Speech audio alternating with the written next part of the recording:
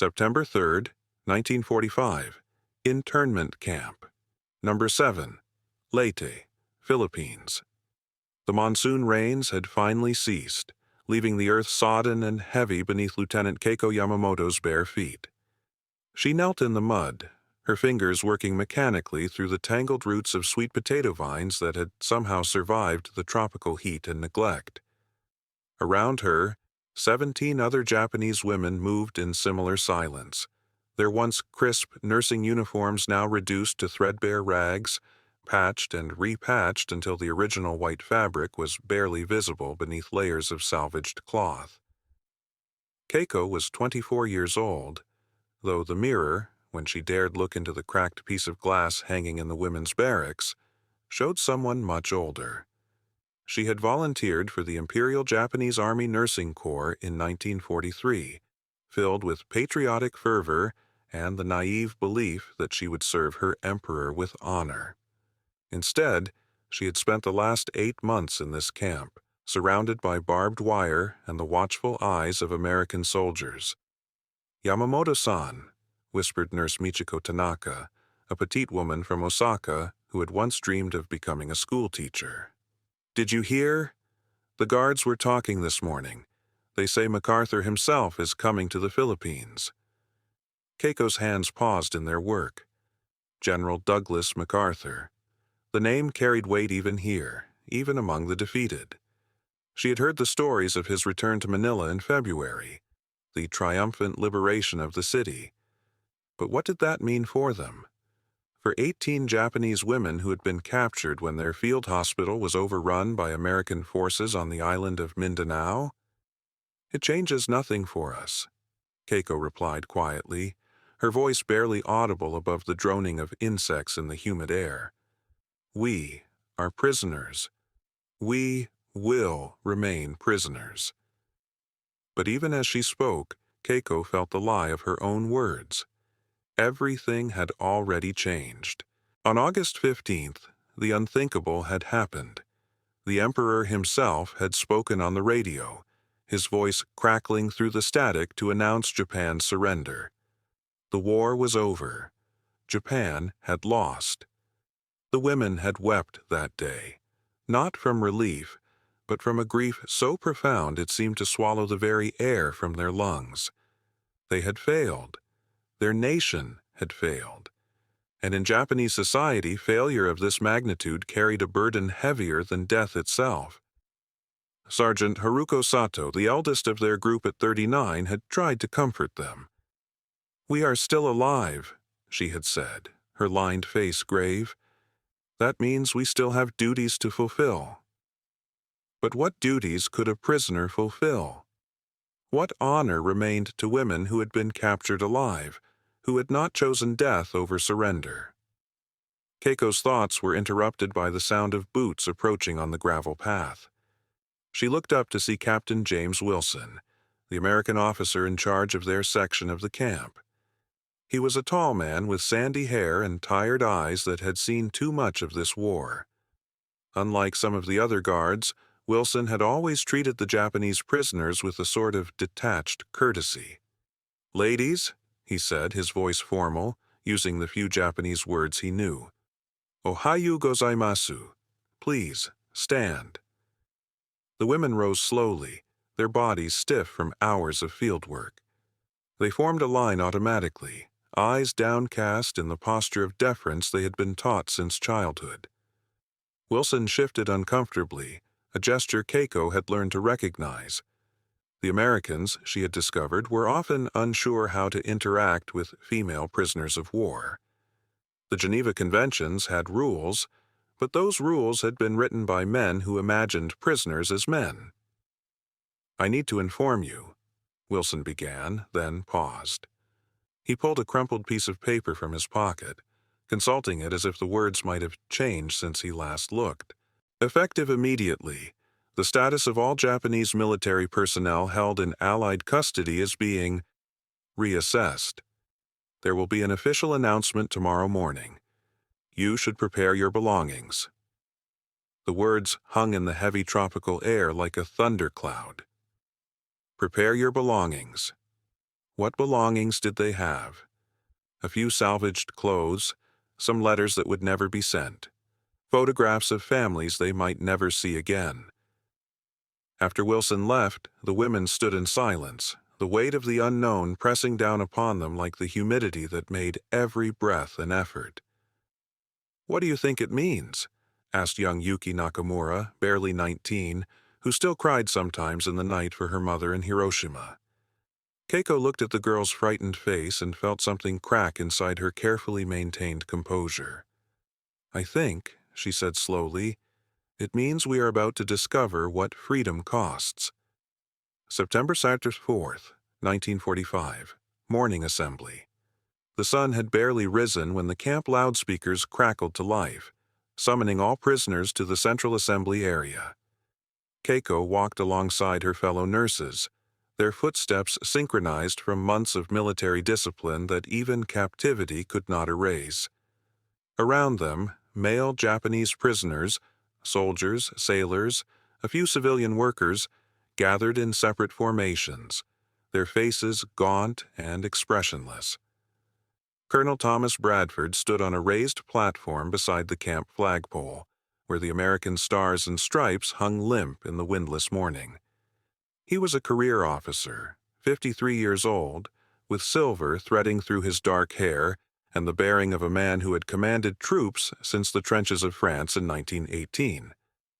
Beside him stood a Japanese interpreter, Captain Hiroshi Matsuda, who had been born in California and served with distinction in the U.S. Army despite the internment of his own family.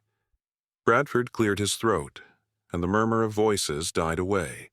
When he spoke, his voice carried across the compound with practiced authority. "By order of General Douglas MacArthur, Supreme Commander for the Allied Powers, and in accordance with the terms of surrender signed by representatives of the Empire of Japan on September 2, 1945, aboard the USS Missouri." He paused, letting Matsuda translate each phrase. "All Japanese military personnel currently held in Allied prisoner-of-war camps are to be processed for repatriation to Japan." A ripple passed through the assembled prisoners, not of joy, but of something more complex, something that made Keiko's stomach tighten. Bradford continued, "You will be organized by rank and unit, documented and transported to staging areas for eventual return to your homeland. This process will begin immediately. The war is over. You are no longer prisoners of war in the traditional sense. You are," he searched for the right words, "guests awaiting transport home." Matsuda translated but stumbled over the final phrase. There was no good Japanese word for what they were now. Not prisoners, not free, but something in between, something that belonged to neither world. "For the female personnel," Bradford said, his voice softening slightly as he looked toward the section where the 18 nurses stood, "special arrangements are being made. You will be processed separately and provided with appropriate clothing and provisions for your journey. The United States Army recognizes that your circumstances are unique." Unique. The word tasted bitter in Keiko's mouth. Yes, they were unique. Women who had worn the uniform of a defeated army. Women who had survived when dying might have been more honorable. After the assembly, the women returned to their barracks in silence. It was Sergeant Sato who finally spoke, her voice steady despite the trembling of her hands. "We should be grateful," she said, though her eyes told a different story. "We are going home." "Home to what?" The words burst from Nurse Reiko Fujimoto, a woman from Tokyo whose letters from her family had stopped coming 6 months ago. "My husband was a naval officer. He died at Leyte Gulf. My son was conscripted last year, 18 years old. I don't even know if he's alive. And I am returning as a woman who surrendered, who lived when she should have died." The silence that followed was suffocating. Every woman in that room understood what Reiko meant. In Japan, honor was everything. For a soldier to be captured alive was the ultimate shame, a stain that could never be washed away. And for women, women who had been entrusted with the sacred duty of caring for wounded soldiers who had worn the emperor's uniform, the shame was compounded by centuries of cultural expectations. Young Yuki began to cry, quiet sobs that shook her thin shoulders. "My village, everyone will know. They'll say I brought dishonor to my family. My father, he was so proud when I joined the nursing corps. How can I face him now?" Michiko moved to comfort the girl, but her own face was streaked with tears.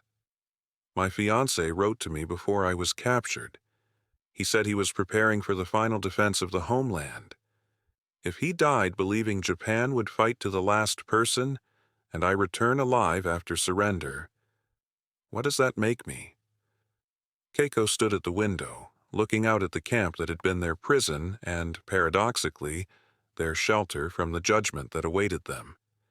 Here, among the barbed wire and guard towers, they were simply prisoners. The Americans had treated them according to the rules of war, fed them, housed them, even provided basic medical care. There had been a strange equality in captivity, but beyond these fences lay a Japan they no longer recognized. A Japan that had heard the emperor's voice on the radio, a voice most subjects had never heard, announcing defeat. A Japan occupied by American forces.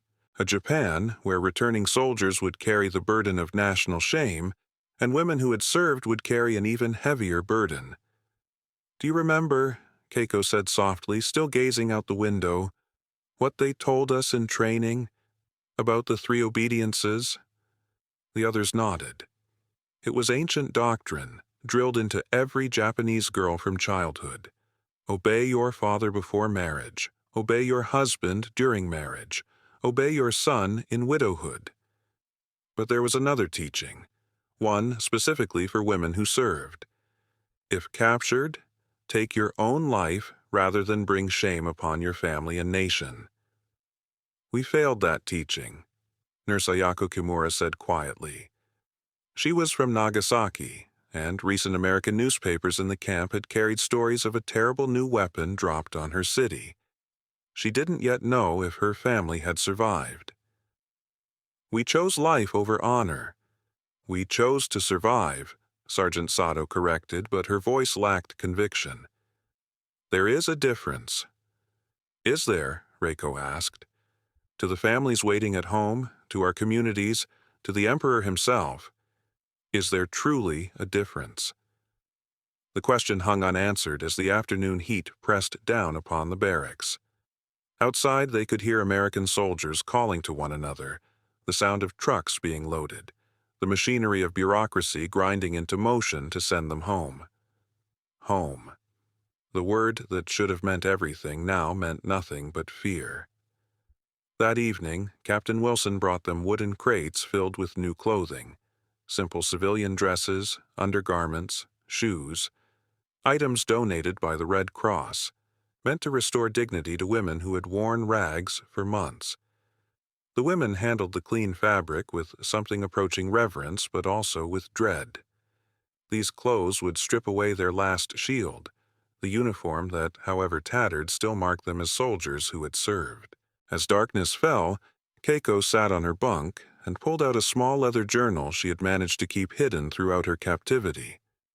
By the light of a single candle, she wrote, "Tomorrow we will be told we are free. They will expect us to smile, to express gratitude. But how do you explain to people who have never known true shame that freedom can be a heavier burden than chains? We are being released, but we will never truly be free. The prison we return to is one built by honor, by duty, by the unforgiving gaze of a society that cannot forgive women who survived when they should have died. If I could choose, I would choose to stay here, forever a prisoner, forever suspended between worlds. But that choice is not mine to make. It never was." Part 3. Ghosts in Daylight. September chapter 5th, 1945. Processing Day. The processing center had been set up in what was once a Spanish colonial building. its whitewashed walls now faded and cracked from years of tropical weather and war. Inside, American clerks sat at makeshift desks, typewriters clacking as they filled out form after form.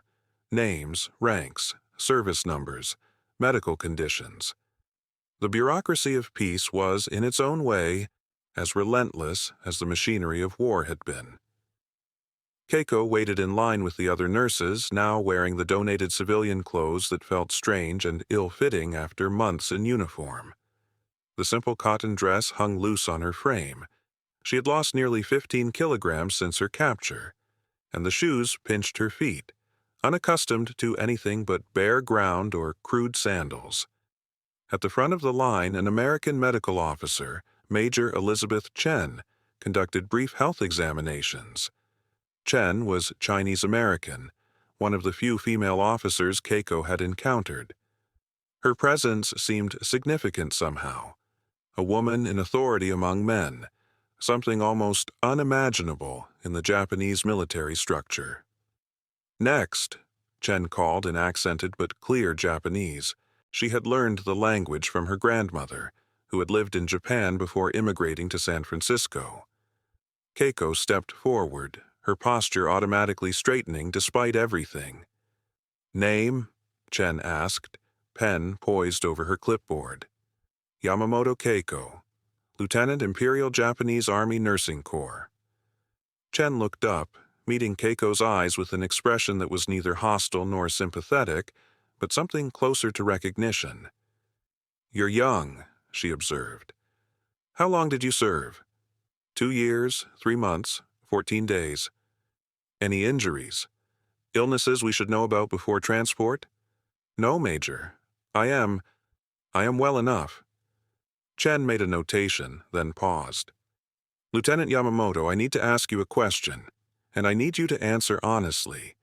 When you return to Japan, do you have family? Someone who can help you?" The question caught Keiko off guard. She had expected medical queries, documentation, the cold efficiency of military processing. Not this. "My parents," she said carefully, "in Kyoto. My father is a teacher. My mother—" She hesitated. "My mother always said I brought honor to the family when I joined the nursing corps." Chen's expression softened almost imperceptibly. "I see. And your parents? They know you were captured?" "I don't know. Communications have been—" Keiko couldn't finish the sentence. Chen set down her pen and leaned forward slightly. "Lieutenant, I'm going to tell you something, and I need you to listen carefully. I've been reading reports from Japan, from the cities, from the Red Cross, from our intelligence officers. The Japan you're returning to is not the Japan you left. The cities are destroyed. Tokyo, Osaka, Nagoya, they're rubble. Food is scarce.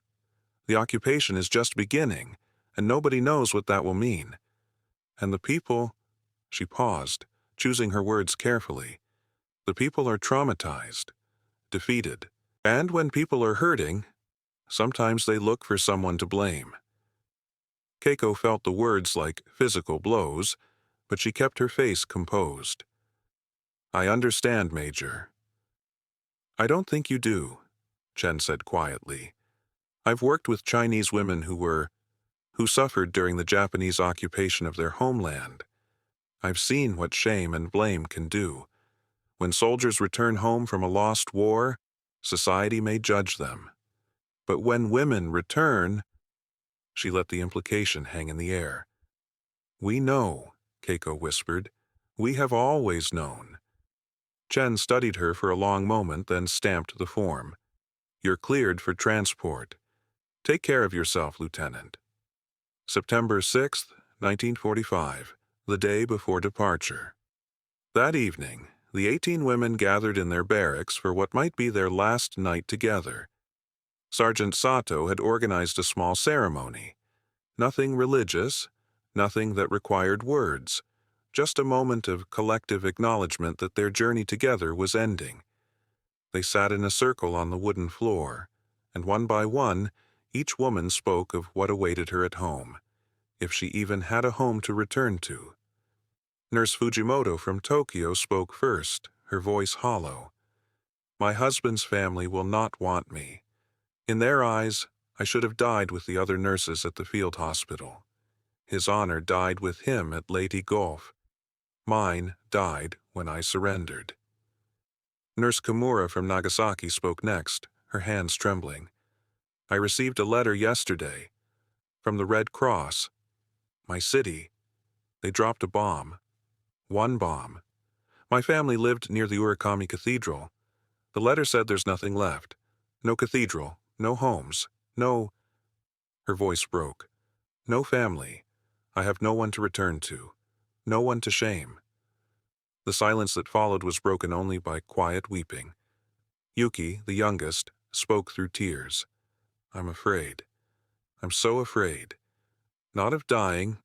I stopped being afraid of that a long time ago. I'm afraid of living, of seeing the disappointment in my parents' eyes, of hearing the whispers in my village, of knowing that I will never marry, never have a normal life, because I will always be the girl who came back when she shouldn't have. Michiko added, My fiancé's last letter said he was volunteering for the Kamikaze Corps. He wrote that he would die with honor, that his death would protect me and his family. And now I must go to his parents and tell them I survived while their son died. How do I do that? How do I look his mother in the eye? One by one, they spoke their fears, their shame, their grief. And Keiko, listening, understood that this was what Major Chen had tried to warn her about. They were not simply returning home as prisoners of war. They were returning as walking contradictions, women who had served their emperor but lived through defeat, who had worn uniforms but failed to die with honor, who had been captured by the enemy but treated humanely, creating a debt that could never be acknowledged. When it was Keiko's turn to speak, she found her voice steady despite the tears on her cheeks. My father taught me that honor is not something given to us by society. It is something we create through our choices. We chose to become nurses.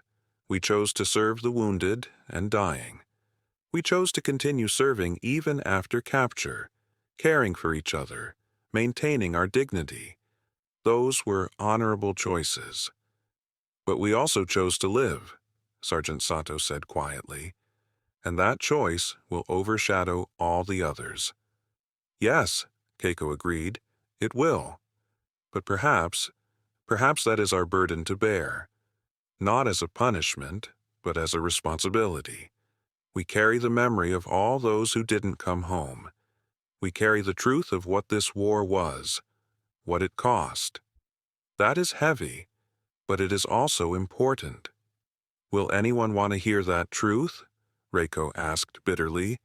Or will they simply want us to disappear, to erase the embarrassment we represent? Before anyone could answer, the barracks door opened. Captain Wilson stood there, his expression uncomfortable. Ladies, he said in his careful Japanese, tomorrow morning, 0800 hours, you'll be transported to Manila. From there, you'll board a transport ship to Yokohama. The voyage will take approximately 5 days. He paused. I've been instructed to tell you that you're being released, that you're free to go home.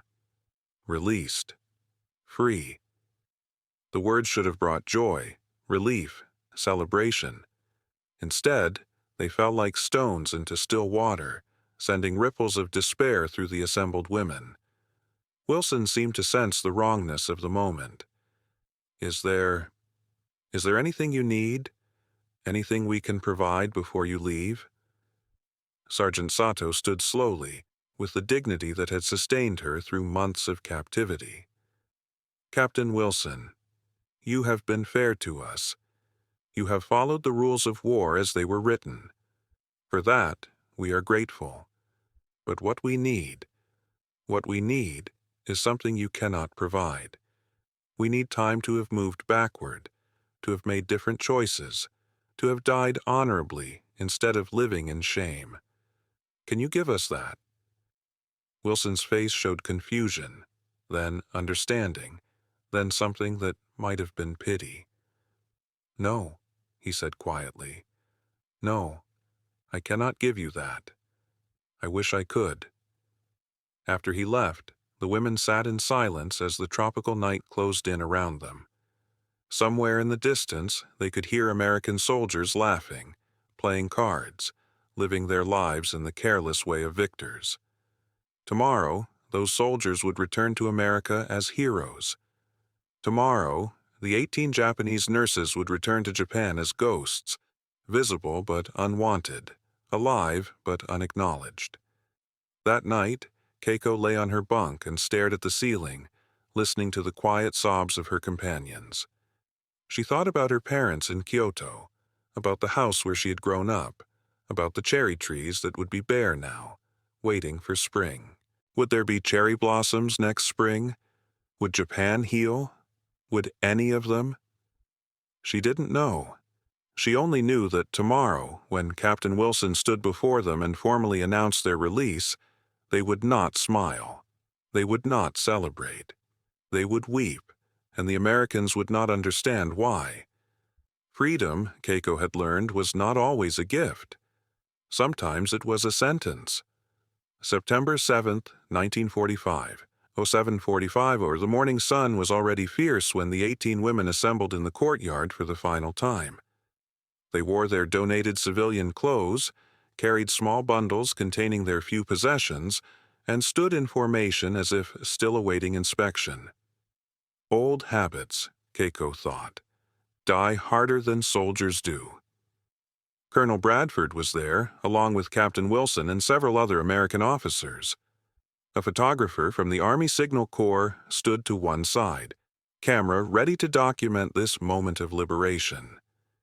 Behind them, a convoy of trucks waited to transport the women to Manila. Keiko noticed that Major Chen was present as well, standing slightly apart from the other officers. Their eyes met briefly, and Keiko saw something in the doctor's expression, a warning, perhaps, or an apology for what was about to happen. Bradford stepped forward, a prepared statement in his hand. The morning breeze caught the paper, making it flutter like a trapped bird. "Ladies," he began, and Matsuda translated, "Today marks the end of your captivity and the beginning of your journey home.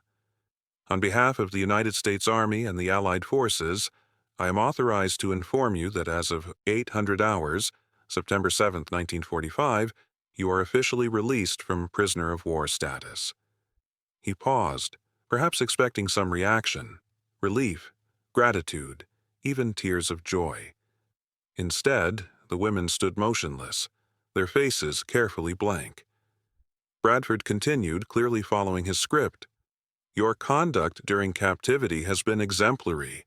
You have maintained discipline, provided medical assistance to your fellow prisoners, and conducted yourselves with dignity. The United States government recognizes that you were non-combatants, medical personnel serving under the provisions of the Geneva Convention." Matsuda's voice faltered slightly as he translated. Even he, American-born and raised, seemed to sense the inadequacy of these words. "You will be repatriated to Japan under the supervision of the International Red Cross. You will receive documents certifying your status as former prisoners of war, which should assist you in receiving any benefits or assistance available to returning service members. Transportation, food, and basic provisions will be provided throughout your journey." Bradford folded his paper and looked at the assembled women. "Ladies, on behalf of General MacArthur and the United States Army, I hereby declare you are all released. You are free." The words hung in the humid air. Free. For a long moment, nothing happened. The 18 women stood in their line, and the American officers watched them, waiting for the appropriate response to liberation. The photographer raised his camera, ready to capture smiles, embraces, expressions of relief. Then, slowly, Sergeant Sato's shoulders began to shake. It started as a tremor, barely visible, but within seconds it spread through her entire body. Her carefully maintained composure crumbled, and she brought her hands to her face as a sob tore from her throat, a sound of such raw anguish that several American soldiers visibly flinched. Like a dam breaking, the sound released something in all of them. Young Yuki collapsed to her knees, her thin frame racked with weeping. Michiko buried her face in her hands, her body bent double with grief. Reiko's sobs were harsh and ugly, the sound of something fundamental breaking inside her. One by one, all 18 women began to cry. Not quiet, dignified tears, but deep, wrenching sobs that came from a place beyond words. They cried for the homes they could not return to, for the honor they could not reclaim, for the futures that had been stolen from them. They cried for comrades who had died with their honor intact, and for themselves, who would live with shame. They cried because freedom meant facing judgment, and release meant confronting what they had become. Keiko felt her own tears streaming down her face, hot and unstoppable. She cried for her parents, who would have to acknowledge before their community that their daughter had surrendered. She cried for the patients she had failed to save, for the nurses who had died at the field hospital while she had lived.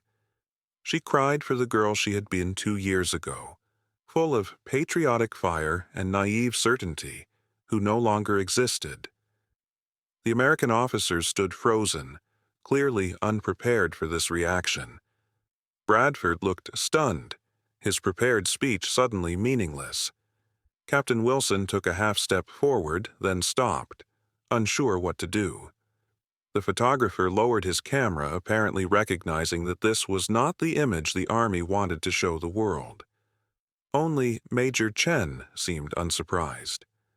She stepped forward and spoke quietly to Bradford. "Colonel, permission to address them?" Bradford nodded, still looking shaken. Chen walked to stand before the weeping women.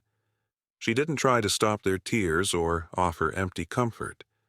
Instead, she spoke in Japanese, her voice carrying clearly despite its softness. "I cannot tell you that everything will be all right. I cannot tell you that your countrymen will understand. I cannot tell you that your shame is undeserved or that your fears are unfounded." She paused. "But I can tell you this. You have survived. In a war that destroyed millions, that reduced cities to ash and families to memories, you have survived. That survival is not a sin, no matter what anyone tells you. It is a fact. What you do with that fact, how you choose to live with it, that is up to you." Sergeant Sato raised her tear-stained face. "How do we live with it, Major? How do we return to a place that will see us as failures, as women who forgot their duty?" "I don't know," Chen answered honestly. "I only know that you cannot change what has happened. You can only decide what happens next. You can let shame destroy you, or you can transform it into something else. Strength, perhaps, or wisdom, or compassion for others who carry burdens they never asked for. Our families," Michiko began, but her voice broke. "Your families have survived a war," Chen said. "They have endured bombing, starvation, defeat. They have heard their emperor's voice telling them everything they believed was wrong. They are broken too. Maybe broken people can understand each other better than whole people can." It was cold comfort, if it was comfort at all. But it was honest, and honesty was something they had received too rarely.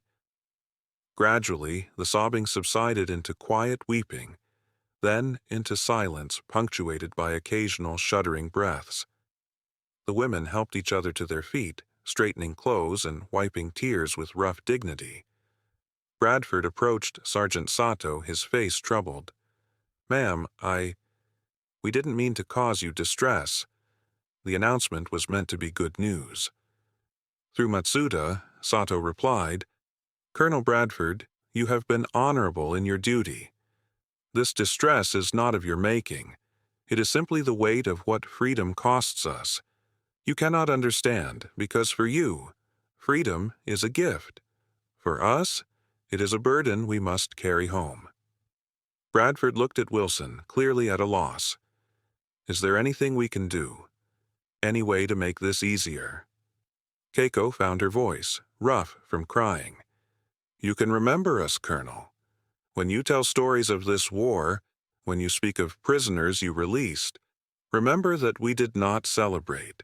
Remember that not all chains are visible, and not all prisons have walls. Remember that we wept when you set us free." 1100 hours, the convoy to Manila, the trucks rolled south through the devastated Philippine countryside, past burned villages and abandoned military positions, past fields where the war's debris still littered the ground like strange mechanical flowers. The 18 women sat in the back of 2 canvas-covered trucks, surrounded by their meager belongings and the weight of everything unsaid. They passed Filipino civilians who stopped to watch the convoy pass. Some faces showed curiosity. Others showed something harder.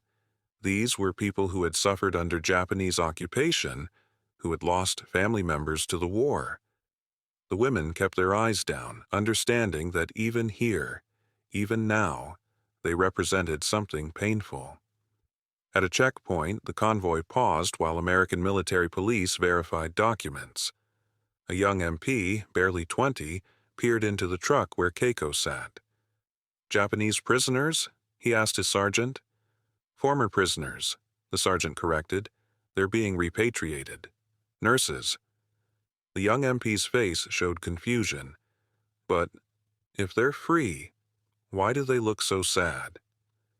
The sergeant, an older man with campaign ribbons from North Africa and Italy, just shook his head. "Son, there's a lot about this war you're too young to understand. Not all victories are happy, and not all liberations are celebrations. Let them be."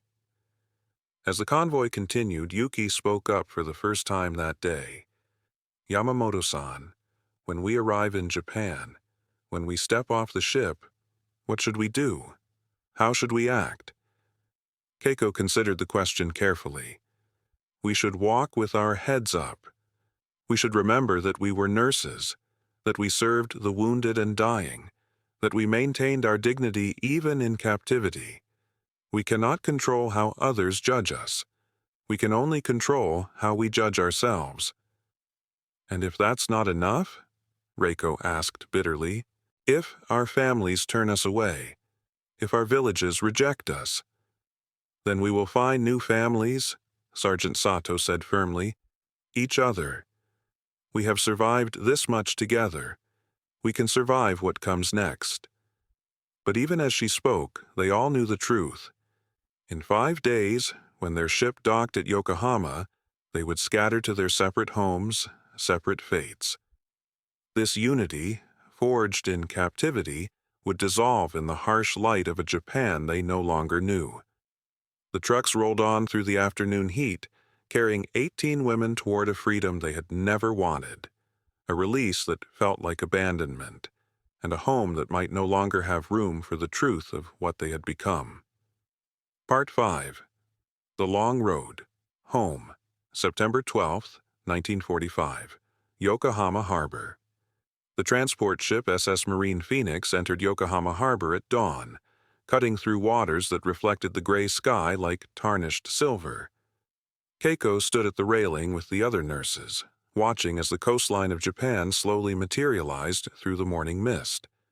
A coastline she had dreamed of for 8 months, and now approached with dread. What they saw took their breath away, but not with joy. Yokohama, once Japan's second-largest city and a thriving port, was a wasteland.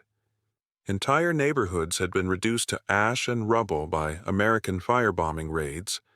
Buildings stood like broken teeth against the skyline, their walls gutted, their roofs collapsed. The harbor itself was littered with the rusting hulks of sunken ships, and the docks that remained intact were crowded with American military vehicles and personnel. "Oh," Yuki whispered, her hand gripping the railing so hard her knuckles turned white. "Oh, What have we come home to? The occupation was everywhere. As the ship docked, they could see American soldiers directing traffic, American flags flying over commandeered buildings, American jeeps moving through streets where Japanese civilians walked with their heads down, carrying whatever possessions they could salvage. This was not the Japan they had left. This was something new and terrible, a defeated nation under foreign rule for the first time in its history. A Japanese Red Cross delegation waited at the dock, along with American occupation officials. The women disembarked in silence, their donated dresses now rumpled from the 5-day voyage, their faces showing the exhaustion of sleepless nights and constant anxiety. A Red Cross nurse, Mrs. Taniguchi, approached them with a clipboard. She was perhaps 50, her face lined with the same exhaustion that seemed to mark every Japanese person they saw. She bowed slightly, not the deep bow of respect, but a perfunctory acknowledgement, and began checking names. "You will be processed here," she said in a flat, tired voice. "Then you will receive travel documents and ration cards. Those of you with family to return to will be given train tickets. Those without—" She paused, her expression neutral but her meaning clear, "will be directed to temporary housing facilities." "What kind of facilities?" Sergeant Sato asked. Mrs. Taniguchi's eyes flicked over them, taking in their civilian clothes, their thin frames, the invisible mark of their captivity. Facilities for displaced persons, former military personnel. There are many of you now. Too many. The words stung with their bluntness, but also with their truth. They were surplus population in a nation that could barely feed itself, women who had served but could not be acknowledged, reminders of defeat in a country trying desperately to forget. September 13th, 1945. Tokyo Station. The train to Kyoto was packed beyond capacity. Keiko stood in the aisle, pressed against other passengers. Repatriated soldiers in threadbare uniforms, civilians returning to destroyed homes, families searching for missing members. The air was thick with the smell of unwashed bodies, desperation, and defeat. An elderly woman sitting near Keiko's feet looked up at her with hollow eyes. "You're young," she said. "Where were you during the war?" Keiko hesitated. In that pause, another passenger, a middle-aged man missing his left arm, spoke up. "She has that look. Repatriated prisoner, I'd wager. Am I right, girl?" The attention of nearby passengers turned toward Keiko. She felt their eyes like physical weight, judging, measuring, finding her wanting. "I was a nurse," she said quietly, "in the Philippines. I was captured." The silence that followed was worse than any accusation. The elderly woman turned away without another word. A mother pulled her young daughter closer, as if Keiko might contaminate her with the stain of shame. The one-armed soldier just shook his head and muttered something about dishonor. Keiko stood for the entire 6-hour journey to Kyoto, and no one offered her a seat. September 14th, 1945. Kyoto had been spared the worst of the bombing. The Americans had deliberately preserved it as a cultural treasure. But even here, the marks of war were visible. Empty shops, thin faces, the pervasive sense of a society that had been shaken to its foundations.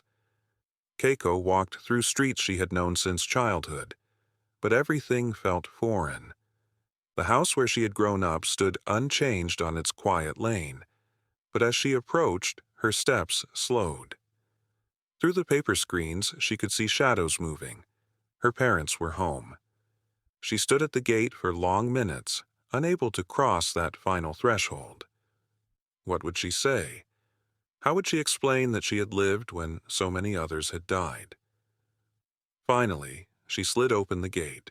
The sound brought her mother to the door, Yoshiko Yamamoto, now grayer and thinner than Keiko remembered, wearing a patched kimono that had once been elegant. For a moment, mother and daughter simply stared at each other. Then Yoshiko's face crumpled and she rushed forward, pulling Keiko into an embrace so fierce it hurt. "You're alive," she sobbed. "My daughter, you're alive." Behind her, Keiko's father appeared. Takeshi Yamamoto, the teacher whose world had been built on honor and duty and the certainty of Japanese victory. His face showed no joy, only a complex mixture of relief and something darker. "Come inside," he said quietly, "quickly before the neighbors see." The words cut deeper than any American interrogation had. Before the neighbors see, as if she were something shameful to be hidden. Inside, the house was cold and spare. Her parents had sold most of their possessions to buy food during the final year of war. They sat in the main room, and her father poured 3 tiny cups of weak tea. Real tea was now a luxury beyond their means. "We received notification that you were captured," her father said, not meeting her eyes. "In May. The army informed us you were alive, but in enemy hands." "I tried to write," Keiko said.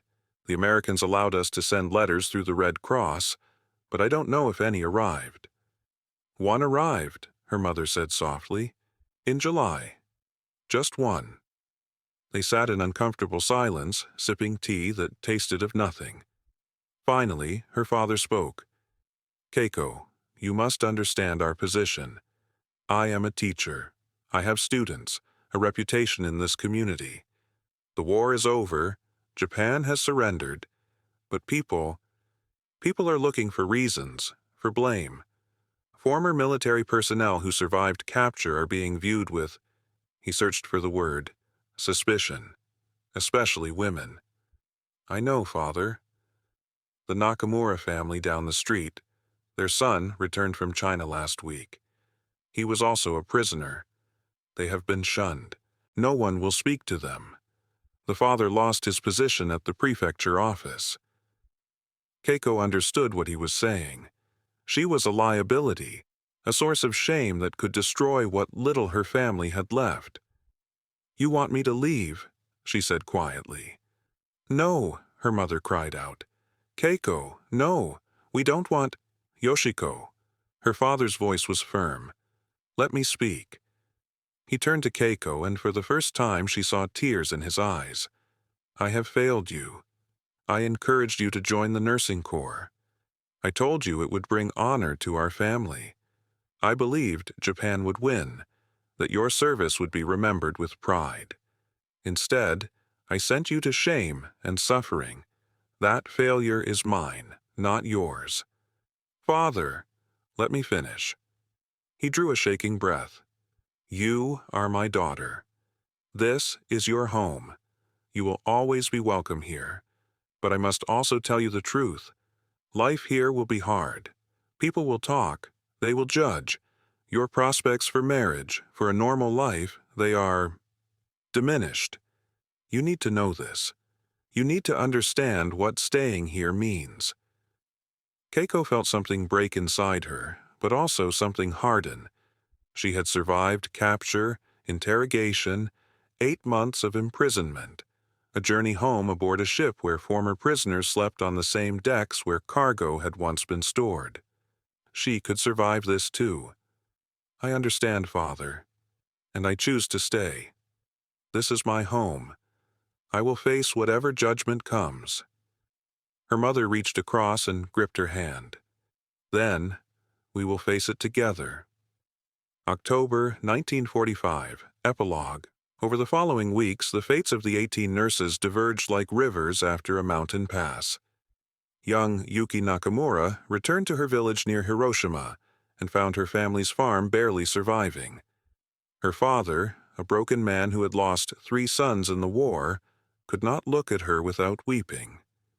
Within 2 months, she left for Tokyo, where she found work in a factory under an assumed name, hiding her past from her co-workers. Nurse Fujimoto's fears proved justified. Her late husband's family refused to acknowledge her.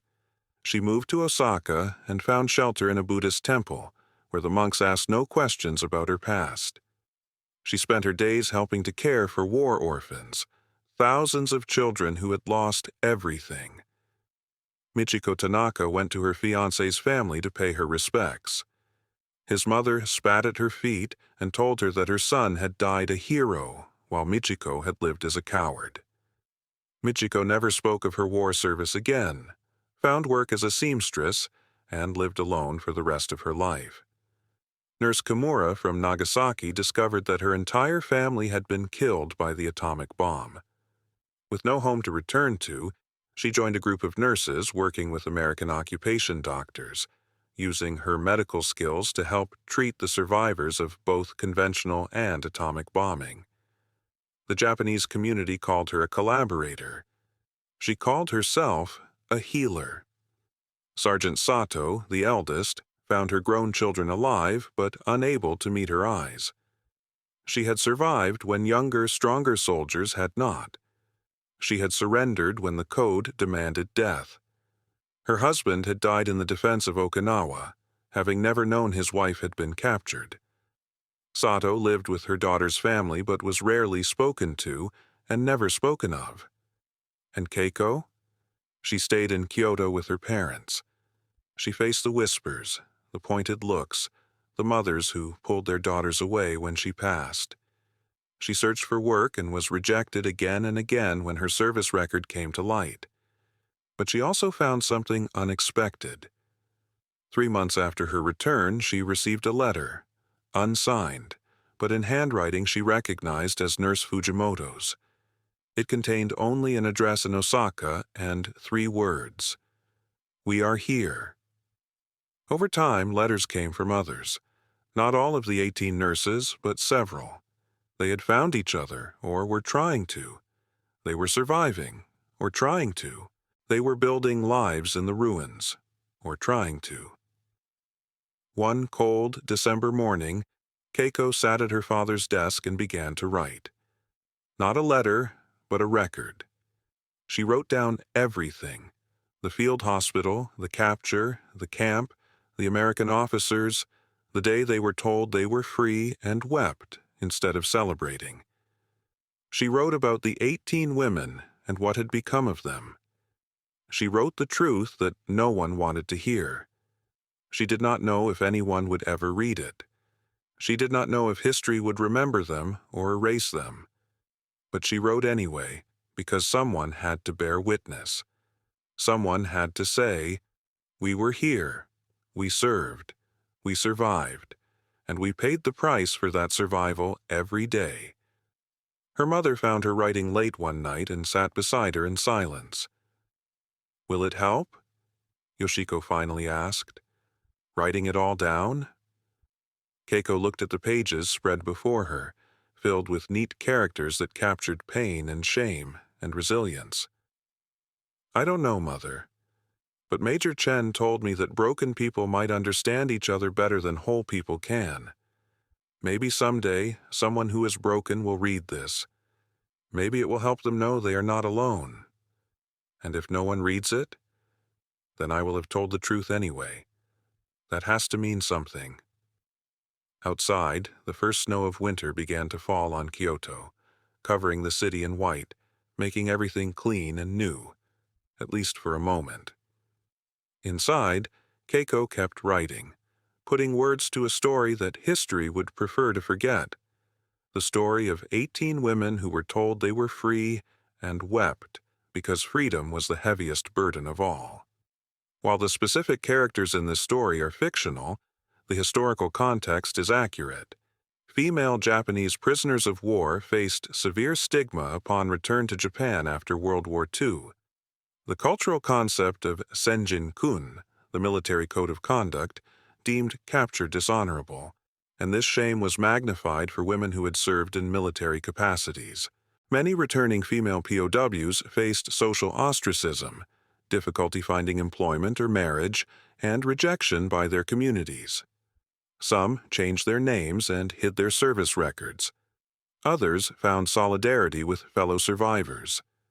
Their stories, often untold, represent a painful chapter in the aftermath of war, a reminder that liberation does not always mean freedom, and that the wounds of war extend far beyond the battlefield.